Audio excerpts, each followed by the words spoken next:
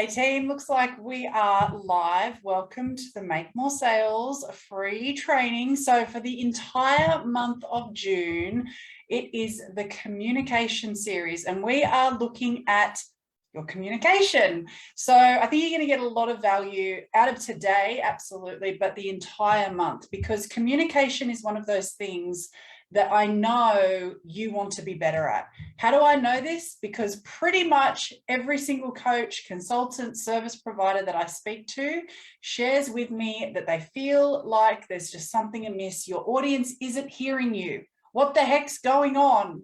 So we're going to look at that this month. Now, if you're here with me, hey, Kane, if you're here, let me know below, say I'm here. I'm going to give you some examples today that are going to be around you and your business, but I can't give you the examples relative and relevant to you unless I know that it's you here.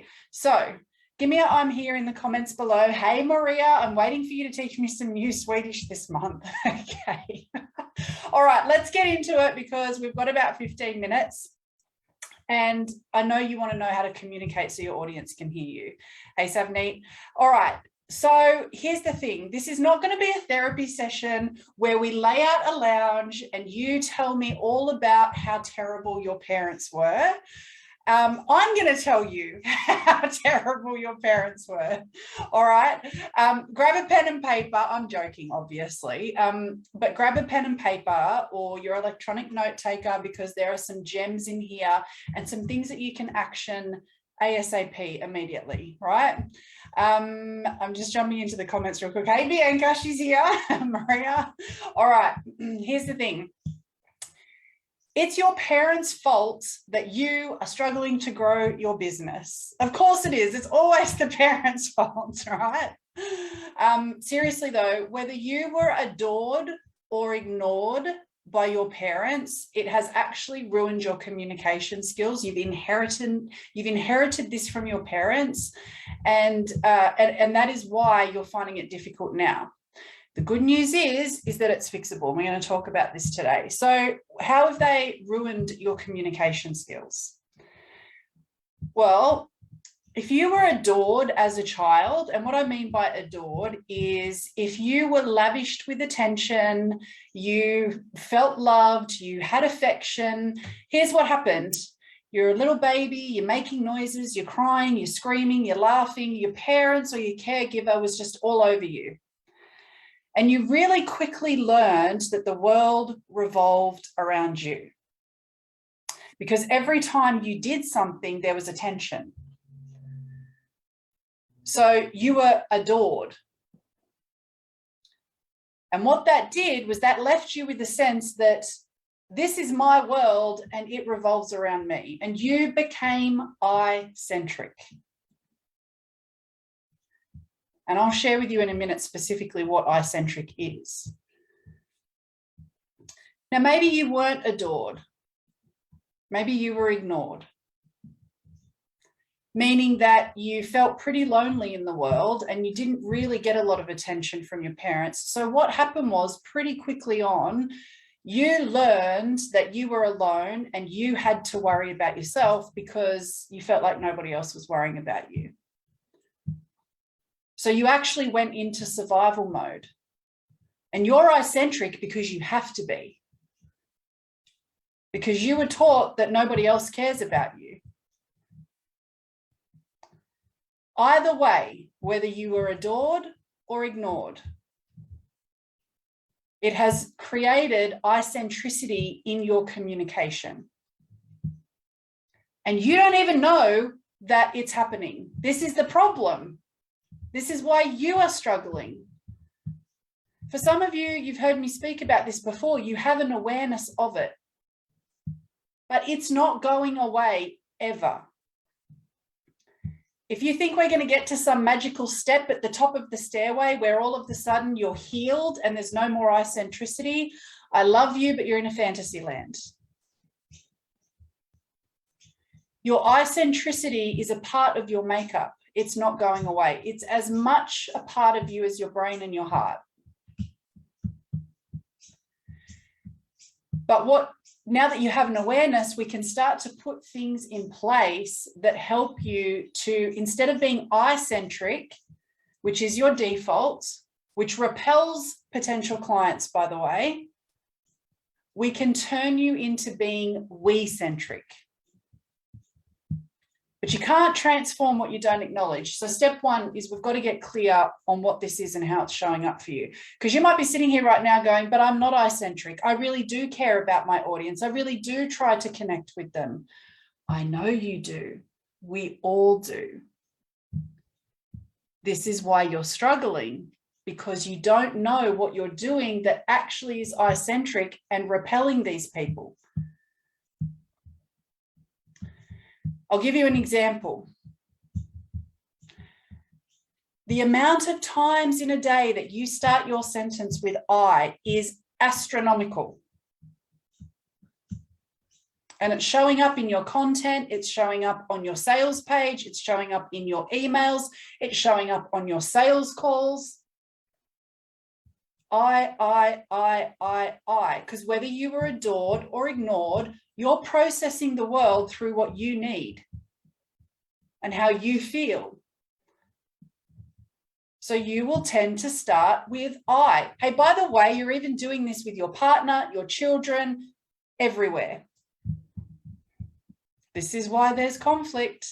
This is why we're at war, not only with ourselves, but with one another. Now, here's the interesting thing. Neuroscience tells us that you actually have a chemical addiction to being I-centric. Meaning that your I-centricity, every time you are being I-centric, thinking about yourself, speaking for yourself, starting your sentences with I, speaking about what you care about, you get a dopamine hit. That reinforces your I-centricity. It tells your brain and your body that it feels good. And being human beings, what are we doing? We're trying to feel good, run away from feeling bad. So you're an addict and it ain't going to stop. It's a part of your makeup. So the first place is awareness. Because whether you were adored or ignored by your parents, you're I-centric and it's never going away. So now that we've got awareness, we can also have acceptance. Don't try to run away from it. The more you run from something, the more you're going to run into it.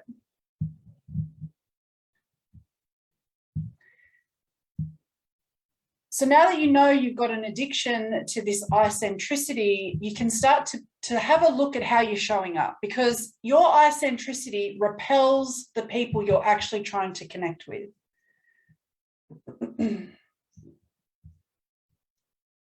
Because they're all I-centric as well.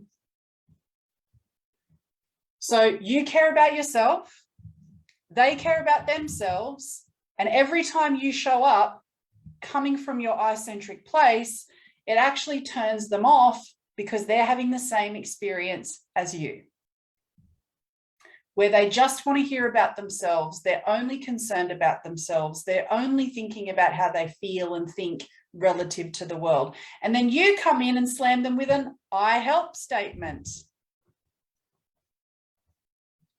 You know, that thing that you got told in all of the regurgitated coaching programs that you've done, I help blah, do blah. This is the first place for you to start. And even for those of you who have worked with me for a little while now, please listen carefully. You may have changed your I help statement on your social media profiles, but your automatic reaction every time you're in conversation with someone and they say, what do you do? Who do you help?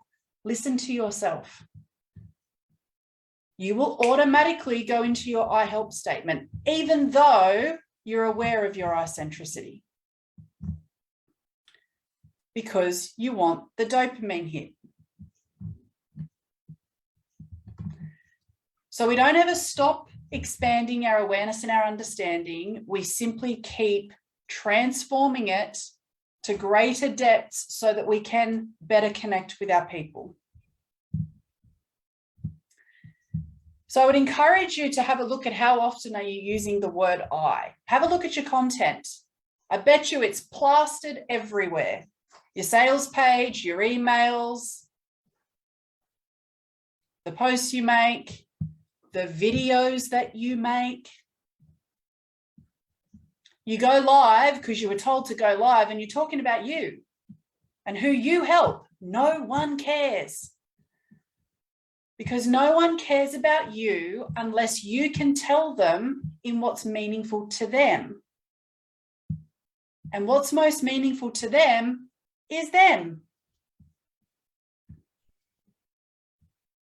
So I want you to drop your I help statement, because the minute you start any sentence with the word I, the listener or the reader, it subconsciously and immediately tells them that what they're about to hear is about you, not about them, and you've lost them.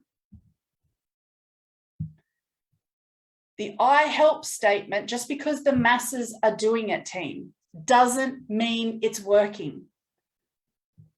Brittany, aye, Captain. Right, I'm trying to not look in the comments so I don't get distracted, but that one popped up. I couldn't miss that one. Seriously, are you wondering why you don't get engagement on your videos? It's because you're making it about you. Are you wondering why there's no engagement or conversion on your content? It's because you're making it about you. Are you wondering why no one's opening your emails or reading what you've got to say? It's because you're making it about you, and they don't care. They only care about them. Your job is to master the communication so that you make it about them instead of you. And in doing so, you end up with more people to serve consistently. So all of June, we're going to look at the communication. Today, we're going to specifically look at I help. So I'll give you an example, because the I help statement sucks. I can't say it any more simply than that. Let me ask you this. Which one's more appealing? I help coaches to create content and build their business. Boring. Or master the art of connecting with content and you'll have an abundance of people to serve. Now I'm interested. There was nothing about me in that sentence, as in me, the service provider. Your people want to know what's in it for them. And it's all well and good that you sprout off that you know these concepts, but guys, if you are not consistently having clients, then you might know the concepts, but you're not utilizing them. Because if you were, you would have the results that you're aiming for. Intellectualizing is not enough. This is why most university professors who don't work in the real world struggle. Knowing is not enough. You've got to do as well.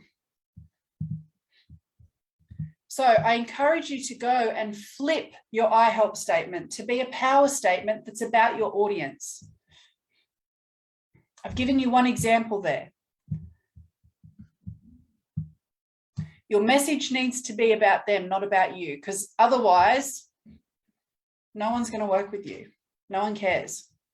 Not until you're Tony Robbins, where you're then at an elevated status where people are living in a fantasy land wanting to be like you, that they'll listen to whatever you've got to say regardless. But you and I aren't there. So we've got to be mindful of how we're communicating. And it starts by making it about the people we want to connect with. So you've got to communicate clearly in a way that they can hear, and what are they hearing? Whatever is important to them about them. So today we started with the I help statement. We're going to look across the whole month of June, the other things that you're doing at the moment, which is driving or repelling people away from you. It starts with your I help statement, because that NLP course told you to create one. The Sam Ovens Consulting Accelerator told you to create one. All the programs you've done that are now the regurgitated Sam Ovens Consulting Accelerator programs have told you to go create an I help statement. And then you show up and you wonder why everyone's doing the same thing and it's not working. Let's pump the brakes. Just because the masses are doing it doesn't mean it's working. The estimated 5,842,000 coaches in the world right now, majority of them on social media with an I help statement, are showing you their highlight reel and pretending that they're doing something that they're not. This is not a disrespect. Everybody's doing their best. But stop being the sheep. It's not working. So if you're not already in Business Builder, your message is one of the things that we work on, your ability to communicate in real time with your people, how you craft a sentence that connects, how you send a DM that resonates, that gets opened, that gets a response in real time with me, how you create your message rather than an I help statement so that it pops out. Because right now you just look like another generic relationship coach, mindset coach, business coach. They ain't even stopping in their scroll, my friend. And you're going unseen and unheard. And you know that what you've got is different. I know it is because you're here. Because you value connection. You don't just treat people like a number. But you're getting treated like a number because they can't see you. So if you're not with us, please jump in. The link is in the comments below. And if you've been sitting here for a little while, kind of on the fence, thinking about joining Business Builder, I want to share this with you. Your business is a reflection of your inner world. Whatever's going on in your business around you is just reflecting back to you what's going on within you.